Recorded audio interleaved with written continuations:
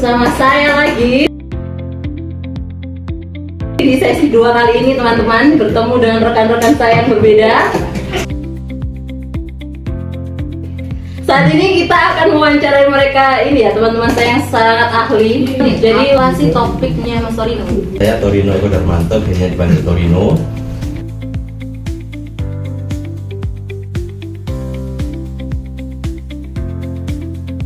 Saya ambilnya yang proses FMEA. Ya. Nah, kemudian dikombin sama kerugian operasional perusahaan. Jadi kerugian operasional perusahaan kan selama ini cuma dipakai buat data yang diserahkan ke manajemen atas, ke manajemen. Nah, sekarang ini kita coba integrasi kedua ini, jadi kerugian yang dimunculkan pada saat proses produksi, kemudian dikombinasikan dengan analisa risiko yang sudah dilakukan lewat FMEA itu.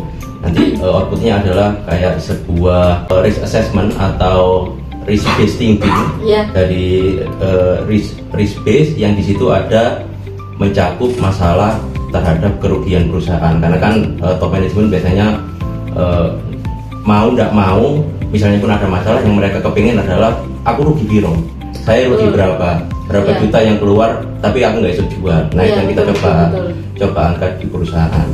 Gitu, Mbak Wiwi. Keren ya, Mas Torino tuh metodenya sama kayak saya. Ini artinya apa? Artinya kami sama-sama alumni industri, teman-teman. Jadi yang belum S1 bisa join industri. Iya. Iya kan? Betul. Itu mungkin iya lah. Tapi kita tidak ada ya. Maksudnya saya sukanya di situ. Jadi inovasi, sebenarnya inovasi kemudian ini SD nggak selalu tentang IoT, robot, kemudian hardware, tools, turbin dan lain-lain. Tapi sistem juga, dimana kayak kita ini yang nggak berhubungan langsung, kita nggak bisa coding, kita nggak bisa bikin software, kita nggak bisa bikin alat. Tapi kita tahu sistem. Nah sistem ini di mana-mana ada, di hospital ada, di rumah sakit ada, di finance ada, di industri ada, dan lain-lain. Nah dimana di situ ada sistem dan dimana di situ ada masalah, saya yakin di situ pasti ada peluang buat inovasi. Itu momoknya, waduh, kalau ikut MEST ini harus menciptakan hardware nih inovasinya atau barang yang harus ada gitu, enggak teman-teman, karena kita pun backgroundnya juga beda-beda ya teman-teman, jadi enggak semuanya dari IT ataupun dari permesinan, jadi kita bisa menginovasikan di bidang manajemen, terus kemudian kesehatan seperti yang dibilang oleh Mas Torino lagi. Oke, Mas Torino, apa sih latar belakang yang membuat Mas Torino memilih topik tersebut? Sebenarnya inovasi ini kan muncul karena ada masalah. Ya, betul. Masalah apapun. Nah, karena saya backgroundnya adalah orang sektor quality, nah di situ kita tahu banyak sekali masalah.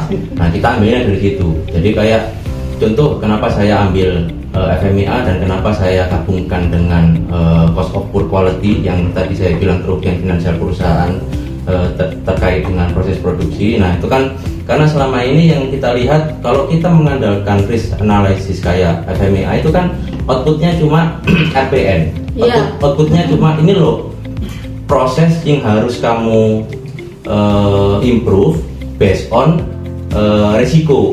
Tapi kan kita nggak pernah tahu bahwa risiko ini berdampak terhadap finansial perusahaan apa enggak. Tujuannya bukan firefighting lagi kita, bukan pemadam kebakaran lagi, tapi lebih ke arah mencegah supaya masalah-masalah yang menimbulkan kerugian di perusahaan itu nggak kejadian. Betul. Oke. Istilahnya mencegah itu kayak lebih murah gitu ya. Betul. Daripada sudah kejadian dulu malah banyak yang diminati. Novelty. Iya. Saya pakai prinsip ini Mbak Wiwi, karena ini dipakai, rencananya akan coba dipakai di sebuah perusahaan, bisa mungkin sesimpel mungkin. Itu tujuan saya, makanya outputnya saya cuma coba gabungkan dua hal ini. Ya mungkin nanti analisa root cause-nya kita pakai yang botai, ya kan? Kalau tapi untuk risk assessment-nya, risk based quality management-nya, kita akan ada kayak skala baru dari sisi penilaian proses. Di situ akan muncul kayak tingkatan di mana kayak proses ini tingkat risikonya sebesar ini dan nilai kerugiannya diperkirakan akan sebesar ini. Jadi nanti dia akan ada urutan dari nilai risiko terbesar plus nilai kerugian terbesar, dia akan jadi fokus utama kita untuk melakukan improvisasi. Jadi seperti itu, Mbak Bibi. Oke, keren. Berarti kalau untuk sekarang ini progresnya sudah sejauh mana? Kalau progresnya kita so far harusnya karena kita sudah maju ke Proposal ya? ke sempro. Iya. Kita udah sempro loh. Itu MST sudah sembuh. Iya, keren banget. Ya Allah. kita sudah proposal tesis kita disetujui. Iya. Jadi kan ide kita diterima di situ. Iya, betul.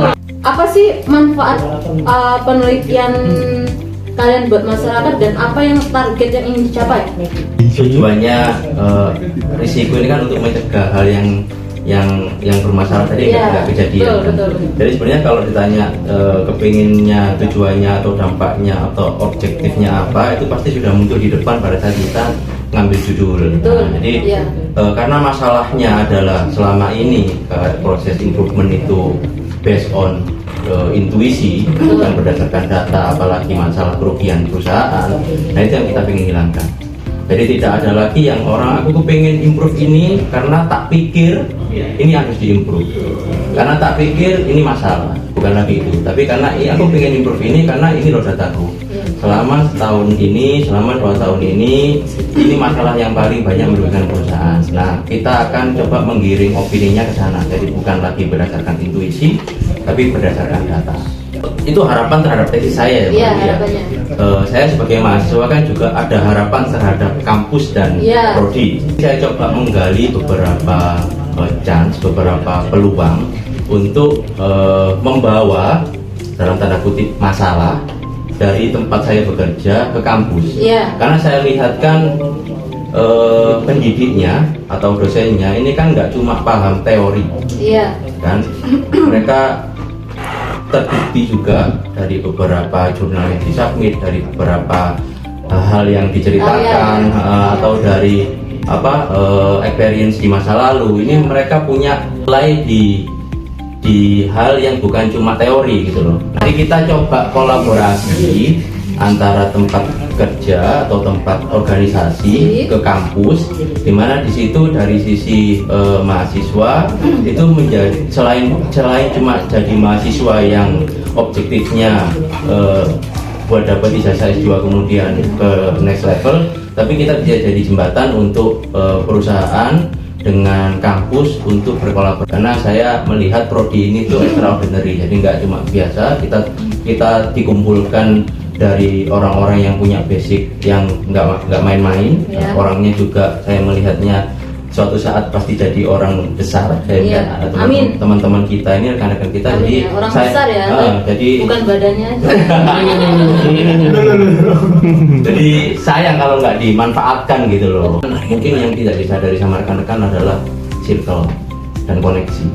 Nah ini yang mungkin kalau kita industri kan circle-nya di sana industri. Iya, betul. Iya. Sama-sama jadi pabrik. Iya. Sama-sama yang dibahas ya FMEA itu. Tapi kalau kita di MIST ini kan kita ketemu sama orang yang kerja di mesin, KAI, betul, KAI, kita pendidikan kan juga ada PLN, kita ketemu sama tangan kanannya Pak Rektor ya. Betul, kan backgroundnya tuh banyak banget. Apa pesan yang ingin teman-teman sampaikan kepada khalayak umum nih atau sebagai untuk calon mahasiswa baru MST? Join sekarang. Kalau yang masih ragu,